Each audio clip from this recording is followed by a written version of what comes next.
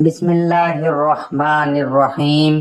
ماہ شعبان میں کسی بھی دن کسی بھی وقت یہ سورت صرف 21 بار پڑھ لیجئے، غریب سے غریب بھی ارب پتی بن جائے گا۔ محترم ناظرین، جو عمل میں آپ کو بتانے لگا ہوں، اگر اس سورت کو 21 مرتبہ پڑھ لیا جائے، اگر آندھی اور طوفان بھی آ جائے اور اس سورت کو اس وقت میں 21 مرتبہ پڑھ لیا جائے تو فوراً آندھی اور طوفان رک جاتا ہے۔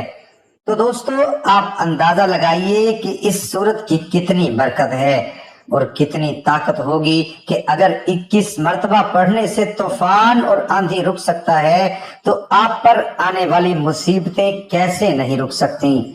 دوستو، جو بندہ اس سورت کو پڑھتا ہے اس کی ہر مشکل دور ہو جاتی ہے، ہر کام میں آسانی ہوتی ہے، اس کی مشکلوں کے آگے یوں دوبارہ جاتی ہے کہ مشکلیں اس بندے کے قریب نہیں آتی، ہر طرف سے اس بندے کو خوشیاں ملتی ہیں اور اس قدر اللہ تبارک و تعالی اس پر اپنی رحمتوں کے دروازے کھولتا ہے کہ اس بندے کو کسی کا محتاج نہیں رکھتا، اس بندے کو بے سہارا نہیں چھوڑتا۔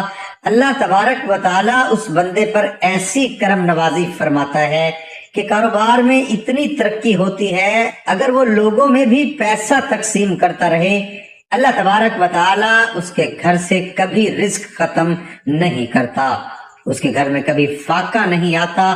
دوستو، اس عمل کو آپ اپنی زندگی میں ایک مرتبہ ضرور کیجئے گا۔ قرآن مجید کی چھوٹی سی سورت ہے اور اس کی برکتیں اور اس کی فضیلتیں بہت زیادہ ہیں، اور اسی طرح اس سورت سے، ایک ہی سورت سے آپ کے ہزاروں مسئلوں کا حل ہو سکتا ہے۔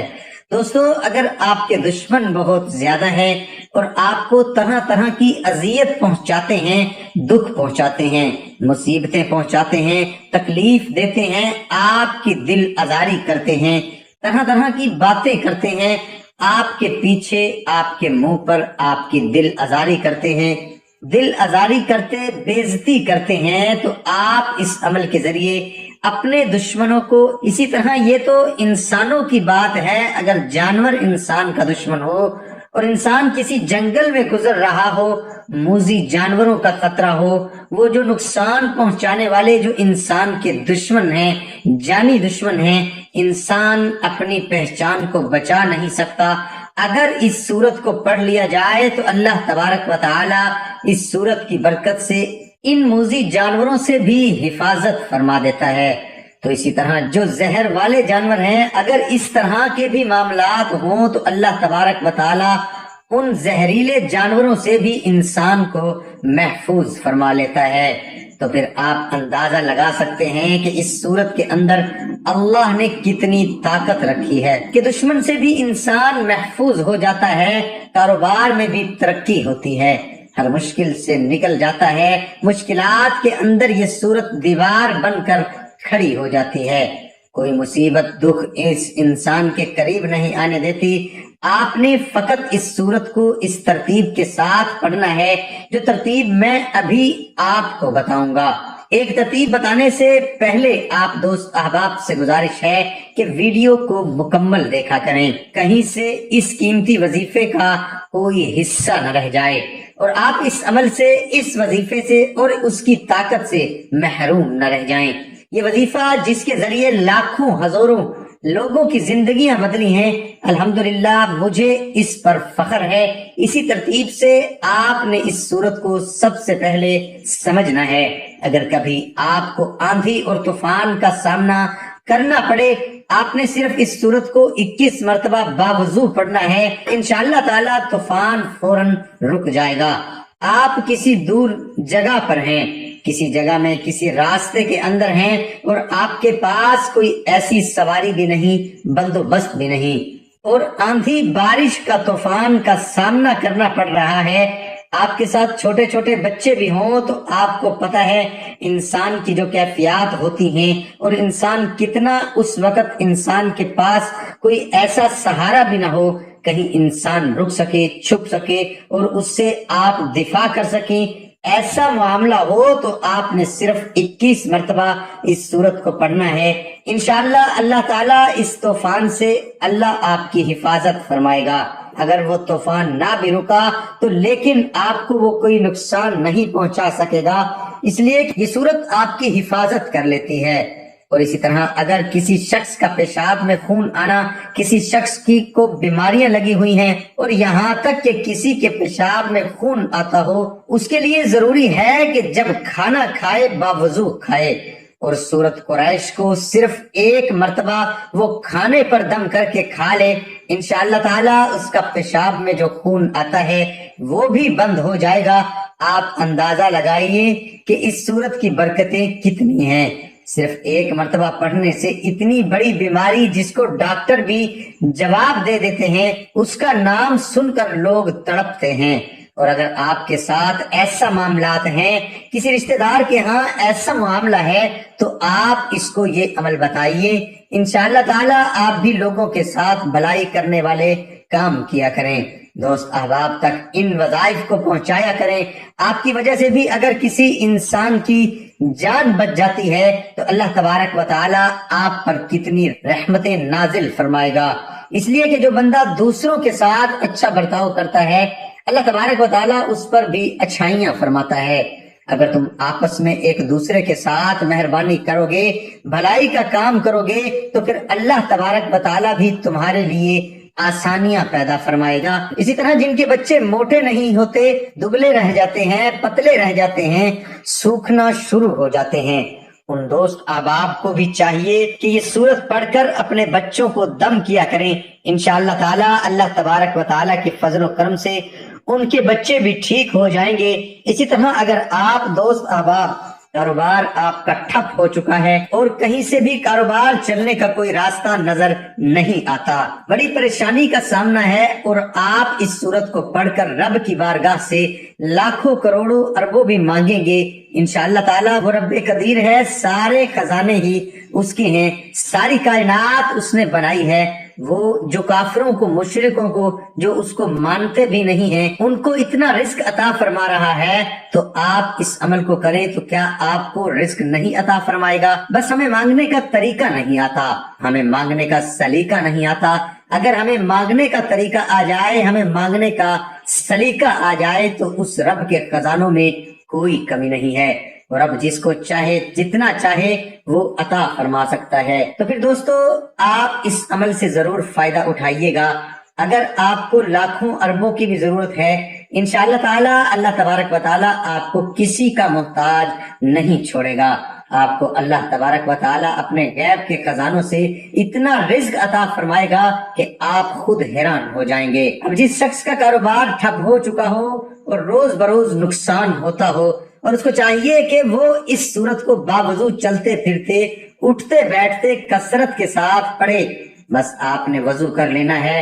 صبح کے وقت جب بھی کاروبار کے لیے جائیں، روزگار کے لیے جائیں، کہیں بھی جائیں، آپ بس اس سورت کو اپنے ایک ہاتھ میں تسبیح رکھیں اور چلتے پھرتے اس کو پڑھتے رہیں. انشاءاللہ آپ چند دنوں کے بعد دیکھیں گے اللہ کی بارگاہ سے ایسی غیبی مدد ہوگی کہ آپ حیران ہوگے کہ اتنا زیادہ اللہ تبارک و تعالیٰ نے مجھے اپنی کرم نوازی سے نواز دیا ہے. اور جیسے کہ ہم نے سنا بھی ہے کہ وہ بندہ تو راتوں رات ہی امیر ہو گیا، اچانک اتنی اس کے پاس دولت آ گئی. در حقیقت جب بندہ رب کی طرف رجوع کر لیتا ہے، اللہ تبارک و تعالیٰ پھر وہ کہتے ہیں، وہ جب بھی دیتا ہے وہ دیتا ہے چھپڑ پھاڑ کے.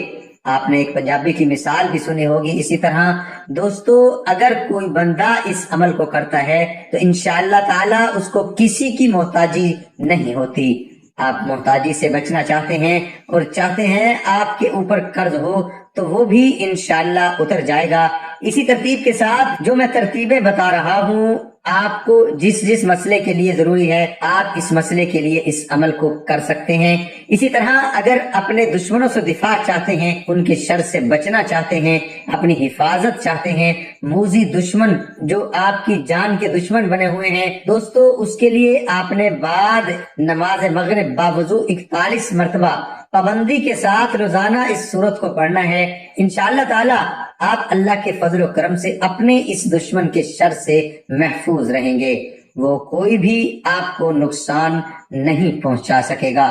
نبی کریم صلی اللہ علیہ وآلہ وسلم نے اللہ کی قسم اٹھا کر فرمایا، یہ سورت پڑھنے سے پہاڑ بھی اپنی جگہ سے ہٹ جائے گا۔ ہر پریشانی کا حل قرآن مجید کی اس سورت میں ہے، یہ ایک سچا وظیفہ ہے۔ بسم اللہ الرحمن الرحیم۔ محترم ناظرین، سورت کوثر کا بہت ہی پاورفل وظیفہ، آپ نے یہ وظیفہ صرف 3 دن کرنا ہے۔ صرف 3 دنوں کے اندر آپ کی جو بھی بڑی سے بڑی حاجت ہوگی، جس بھی مقصد کے لیے آپ اس وظیفے کو پڑھو گے، آپ کا وہ مقصد انشاءاللہ 3 دنوں کے اندر پورا ہو جائے گا۔ آپ کا مقصد کوئی بھی ہو، آپ کی حاجت جتنی مرضی بڑی ہو، آپ کی پریشانی کوئی بھی ہو، آپ جس بھی مقصد کے لیے اس وظیفے کو پڑھو گے، آپ کا وہ مقصد انشاءاللہ 3 دنوں کے اندر پورا ہو جائے گا۔ آپ نے یہ وظیفہ کسی بھی 3 دن یہ وظیفہ کرنا ہے، انشاءاللہ یہ وظیفہ کرنے سے آپ کی ہر جائز حاجت، آپ کی بڑی سے بڑی پریشانی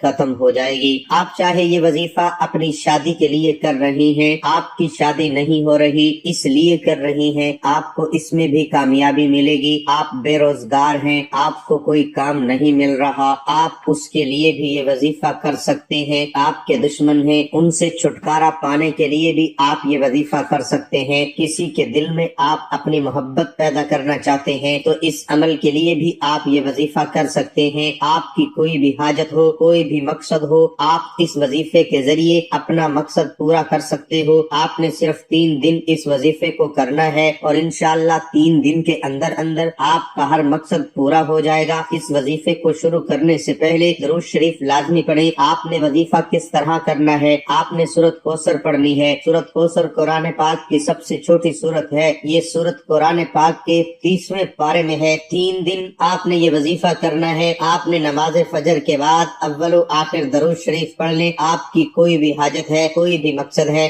اس کو ذہن میں رکھ کے آپ نے یہ وظیفہ کرنا ہے۔ وظیفہ کرتے وقت پورا دھیان آپ کا وظیفے پر ہونا چاہیے، دل میں کوئی بھی شک نہیں لے کر آنا، پورا دھیان وظیفے پر رکھ کے آپ نے یہ وظیفہ کرنا ہے۔ انشاءاللہ اس وظیفے کو کرنے کے بعد آپ کی اللہ سے مانگی ہر دعا قبول ہوگی۔ اس وظیفے کو پڑھنے کی ہر بھائی بہن کو اجازت ہے، اس کو پڑھنے کی کسی سے بھی اجازت لینے کی ضرورت نہیں ہے۔ محترم ناظرین، پاکی اور طہارت انسانی جسم کے لیے کتنی ضروری ہے، اس بات کا اندازہ آپ اس بات سے لگا لیں کہ اسلام میں صفائی کو نصف ایمان کہا گیا۔ یہ پاکی ہی ہے جس سے ہمیں اللہ کا قرب حاصل ہوتا ہے۔ یہی کی تیاری کرتے تو پہلے وضو فرماتے، جیسے نماز کے لیے وضو کیا جاتا، گویا باوضو رہنے کی مشق کرتے رہے یہاں تک کہ عادی ہو جائیں، کیونکہ آپ صلی اللہ علیہ وآلہ وسلم نے صرف عبادت سے وضو کرنے کا حکم نہیں دیا، بلکہ ہر وقت وضو میں رہنے کا حکم فرمایا۔ اب باوضو رہنے کی طبی فوائد کا ذکر کرتے چلیں۔ آج سے 1400 سال قبل وضو کے جو فوائد ہمیں سرکار دو عالم صلی اللہ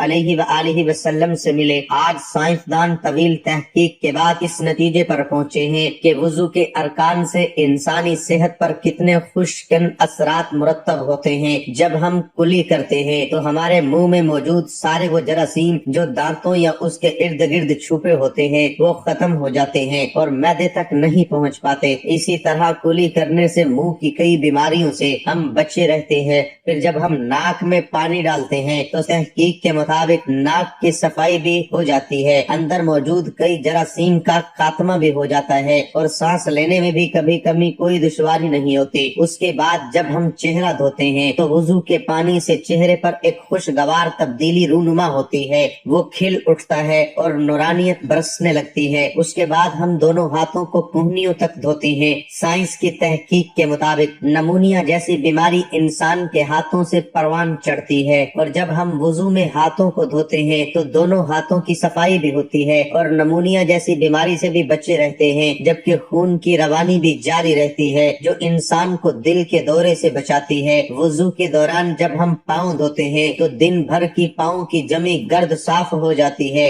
اور ہم تر و تازہ ہو جاتے ہیں۔ یوگا کے ماہرین کہتے ہیں کہ رات کو سونے سے قبل اگر انسان اپنے منہ، پیر اور دوسرے اعضاء کو ٹھنڈے پانی سے دھو لے تو سارے دن کی تھکن دور ہو جاتی ہے اور پرسکون نیند آ جاتی ہے۔ اس طرح چینی ماہرین کا ایک علم ریفلیکسو تھراپی بھی ایسا ہی علم ہے جس میں پانی کی بھوار سے انسان کو سکون مہیا کیا جاتا ہے۔ اس لیے تحقیق سے یہ ثابت ہو گئی کہ انسان جو 5 وقت وضو کرتا ہے تو اس کی ریفلیکسو تھراپی ہو جاتی ہے، جس سے اس کے اعصاب پر انتہائی مثبت اثرات مرتب ہوتے ہیں۔ اس لیے ہمیں چاہیے کہ ہم باوضو رہنے کی عادت کو اپنا لیں اور اس کے فیوز و برکات سے مستفید ہوں، اور جب ہم باوضو رہنے کے عادی ہو جائیں تو دوسروں کو بھی اس بات کی تلقین کریں تاکہ ہمیں اس کا بھی ثواب ملتا رہے۔ مجھے امید ہے کہ کافی لوگ آج سے ہی وضو میں رہنے کی مشق شروع کریں گے انشاءاللہ۔ محترم ناظرین، اب چلتے ہیں وظیفے کی طرف۔ حضور